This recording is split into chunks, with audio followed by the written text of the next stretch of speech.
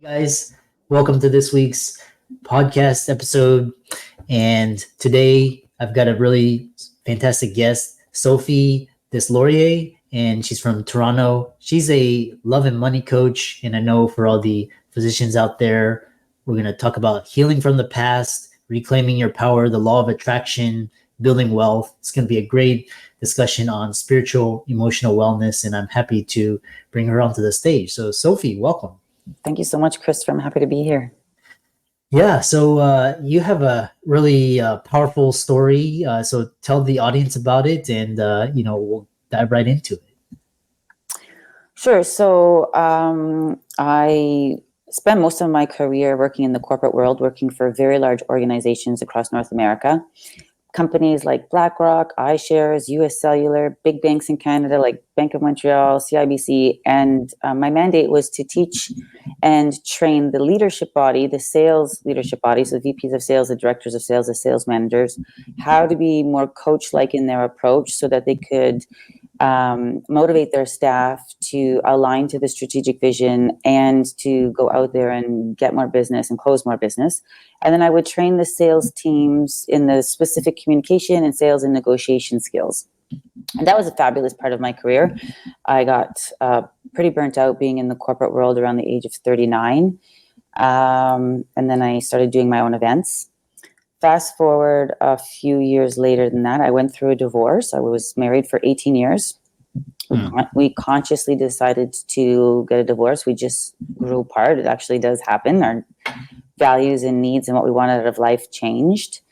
During that time, my divorce took about 18 months. During that time, I was diagnosed with breast cancer. I had stage 1 breast cancer. I had repartnered during that time, and the doctors told me that I was not a candidate for chemotherapy, which made me happy, but they wanted me to do tamoxifen and 25 radiation treatments.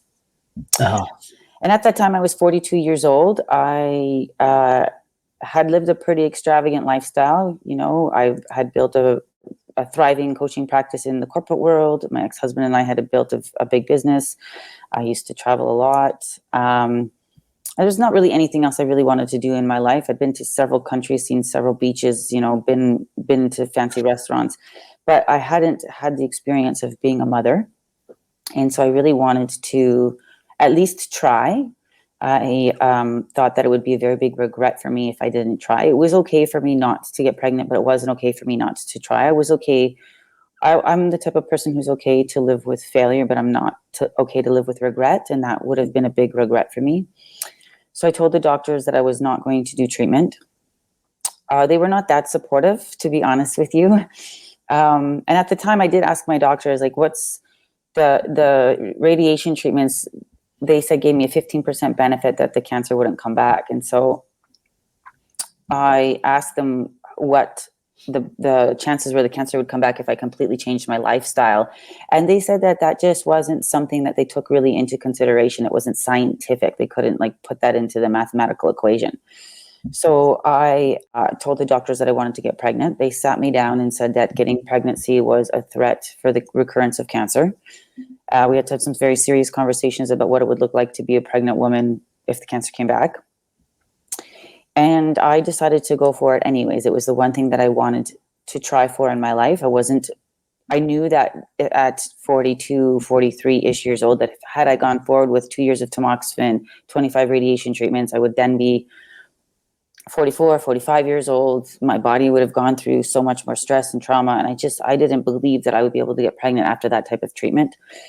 And I really did believe that they told me I had a 30% chance that the cancer came back systemically, and radiation would take that down to 15%. I just didn't think that doing that type of treatment for a 15% benefit was worth it for me.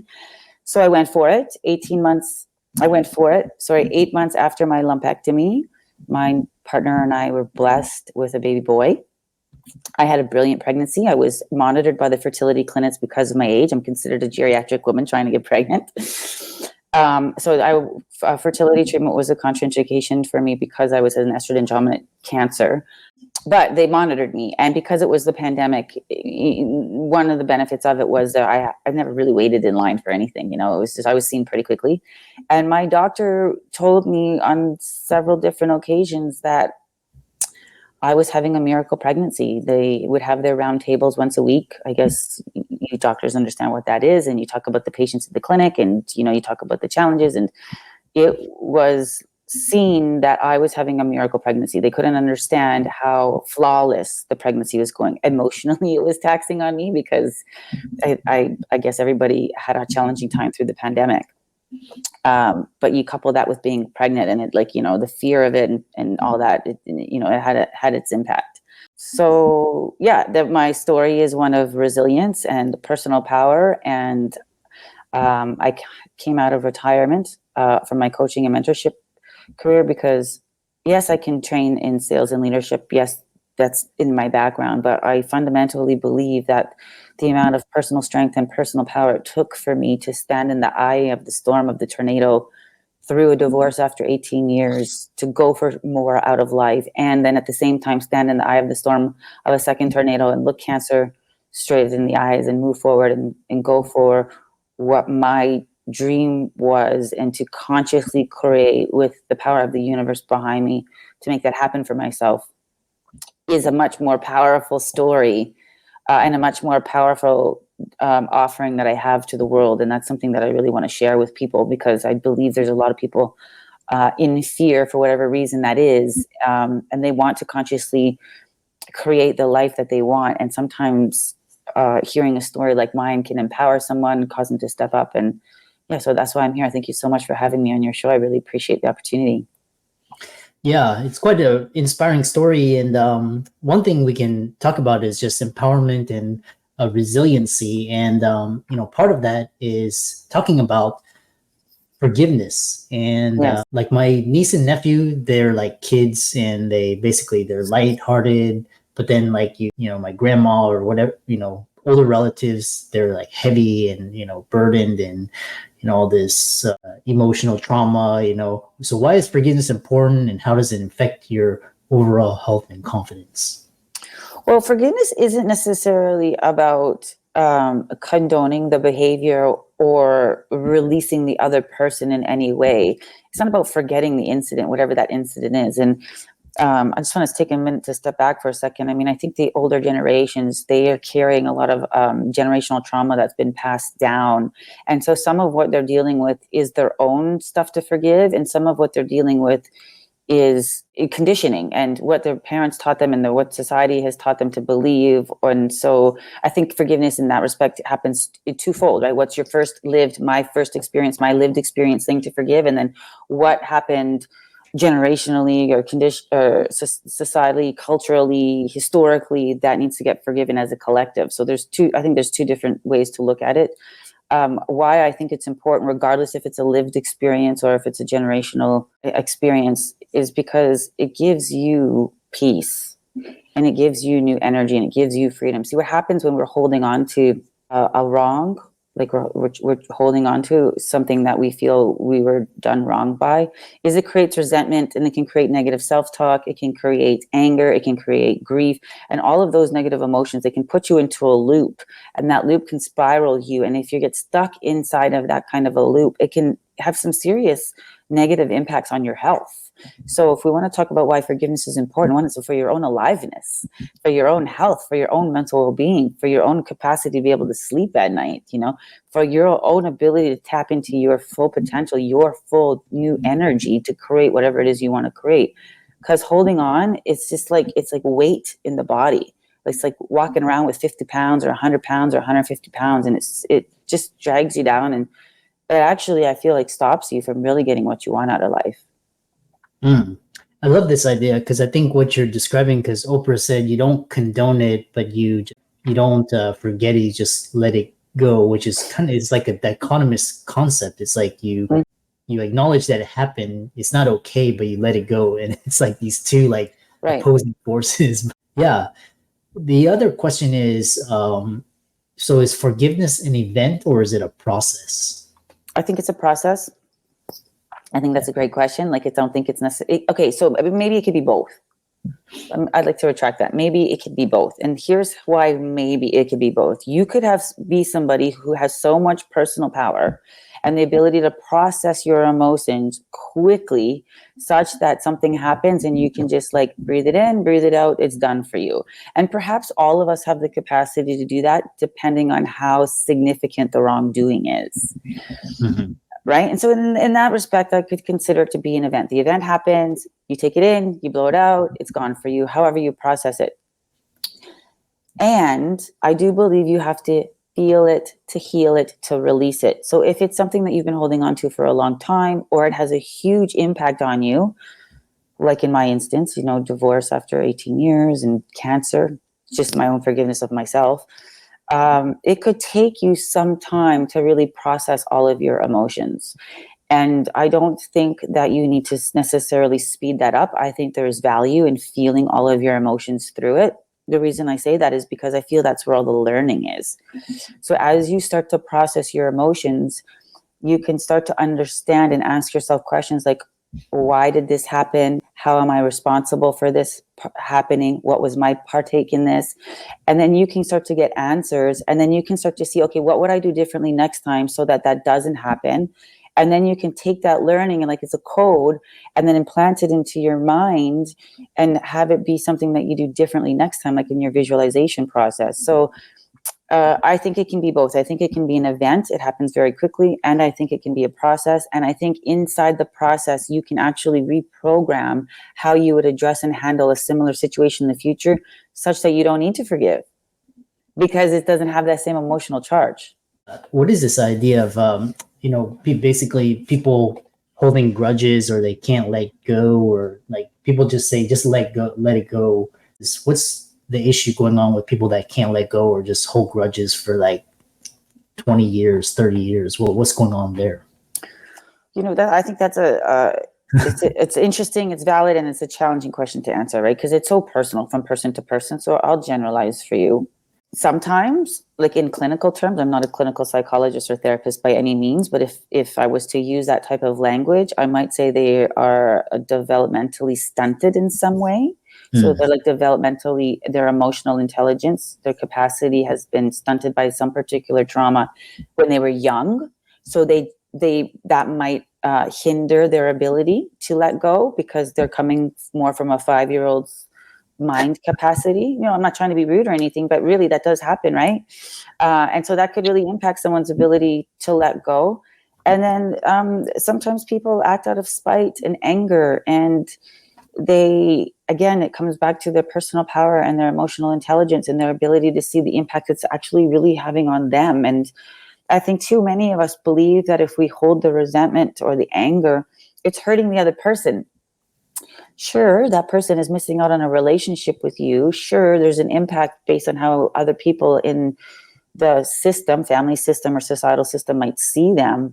But ultimately, in my opinion, I think you're hurting yourself the most, again, because that type of negativity in your body can create disruption and disease. And then ultimately, it really can make you sick. Yeah. I love this. That's interesting. But some people take longer to emotionally mature. What you're talking about is really deep and, depends on the person. The other question is toxic communication. And, what is that? What does it feel like? What does it look like? And its impact on relationships. Yeah, great question. So toxic communication, I would sum up in 1 or 2 sentences as it's any form of communication that intentionally and purposefully shuts down the lines of communication. So it looks like a withhold, like you're withholding, you're not being direct and honest about your emotions, your feelings, your intentions. You withdraw, so you just like completely withdraw, go silent. Or you give the silent treatment, like that's manipulative and it's a power play. It's like trying to control the situation. Oftentimes I find that toxic communication go hand in hand with control. People who have high need for control because it makes them feel like they have the power, the upper hand, and they can feel safe inside of that. It could be a very vulnerable spot to really talk about your feelings, because people might be scared to be rejected or abandoned, which talks about the abandonment wound. So stonewalling, withdrawing, withholding, blaming, holding resentments, those would be all forms of toxic communication. Interesting. And the other thing I noticed is that after COVID, with now people are able to work from home, and a lot of people are starting businesses, going out, working from themselves, and you notice that just the corporate culture is basically inbreeding. And there's certain companies that are really innovative and moving forward, but most of the corporate culture is kind of just the same and getting worse. So is it that people are self-selecting and just choosing people the same, or what's going on with this toxic corporate culture? Like, why is it perpetuating and growing in the marketplace? Yeah. I think there's a lot of narcissism in leadership in the corporate world, to be honest with you. I think there's a lot of pressure to make ROI and to make sales. I think that human beings don't necessarily operate well under that type of pressure, and so it doesn't necessarily bring out the best in them. I think it's a top-down sort of thing. I think that if there's control and domination and numbers only oriented type organization at the top, that tends to filter down. And so anybody who's in the organization who might be more people oriented, more coach like in their approach, more encouraging, they might find that they don't have space to actually express themselves that way, because the leadership from the top is just so focused on numbers. Yeah. Interesting. Yeah, I've noticed, because the general sentiment in the world is just people being mean to each other, rude to each other, which brings me to my next question: is, are young people need to be empowered with emotional regulation and communication skills? And what do you mean by they don't need saving? What does that mean? Yeah, I mean a couple of things by that. So if we start to take a look at our fairy tales, Rapunzel, Snow White, Cinderella, the lead female character in those fairy tales gets saved. And it's almost like our conditioning, our programming as a woman from a very young child, from the cartoons even that I've been watching, or the fairy tales that I've been watching, it's subliminally telling women that they need to be saved. The man is in power. And for the young men, I'm not exactly sure how they get conditioned. I haven't really looked at it in that particular way. But to just overlap my thought process on why our younger generation doesn't need to be saved is because there actually is nobody coming. Even as a woman, if I think I'm going to get saved by my Prince Charming, that Prince Charming may come with a bunch of demands that go along with getting saving. And then what does even saving mean? Does that mean like somebody's going to provide for my financial needs? Is that what saving is? Or are they going to provide for my emotional needs? And if they do provide for my financial needs, like let's say my Prince Charming comes along and he saves me because of his financial situation, his status, his power in society, which tends to be the theme that's come along life, specifically for women in my generation. What does he get in return for that? Like, does he have autonomy over decision making? Does he get to say who I hang out with? Like, I'm just curious to know what that exchange is. And from what I've seen, a Prince Charming who comes along to save a woman because of his financial status or his power, it comes with something. There's something that it comes with. And I just don't fundamentally believe that I have a 3-year-old son. I don't think our younger generations need to be taught that somebody's coming for them, because I don't believe somebody's coming for them. And I don't think they should be looking for that type of hero. I think that they need to be empowered with how to make strong decisions for themselves, how to be independent thinkers, how to regulate their emotions, how to forgive in a timely manner, how to communicate in a way that's collaborative and engages people so that they can get alignment to whatever their vision is, so that they can have people take action, so that they can create partnership and team. I think those are the things that everybody, and specifically our younger generation, needs to be developed in so that they can stand alone. I don't even endorse parents saving their children. I don't. In my opinion, I would not want to be saving my son as an adult or as a teenager. I would hope that I've instilled in him what he needs to know and learn so he can stand on his own 2 feet. I'm here to help him navigate.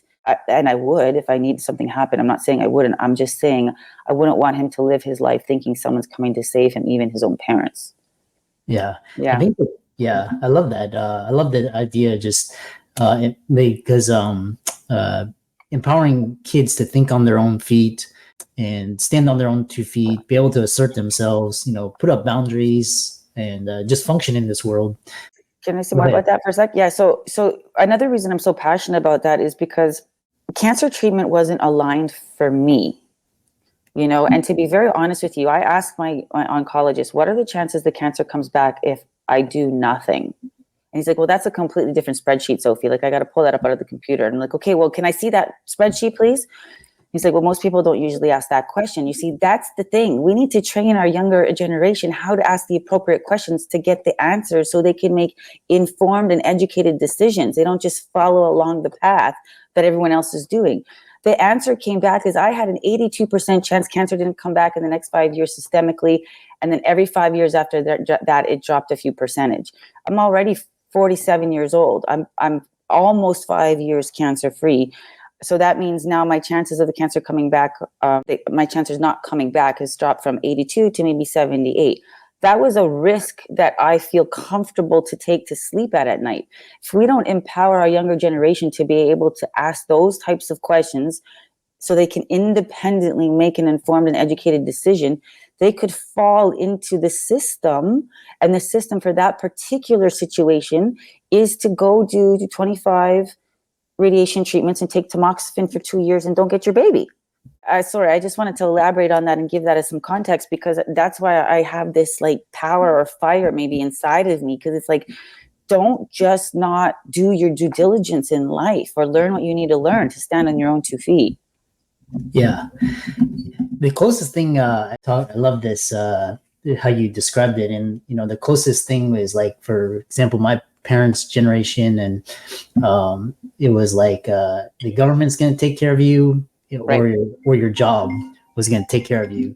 And actually, it was for my grandparents is the government, and then for my parents it was a job.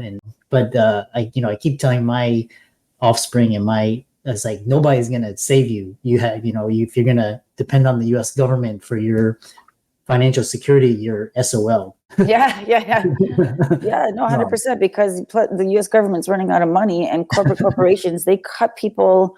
Yeah. Like you just press delete on your keyboard. Yeah. Yeah, it's true. I'm happy you're selling that to your kids. It's important. So I love this conversation. You have really an interesting view on things. How can people contact you, follow you, reach out to you, check you out on social media, etc.? Thank you so much. Just my email is probably easiest. It's S as in Sam, D as in David, at Sophie, SOPHIE, talks, TALKS.com. That's SD at sophietalks.com. And Instagram is where I post most of my insights. That's THE Sophie Deslauriers. So it's at the SOPHIE DESLAURIERS.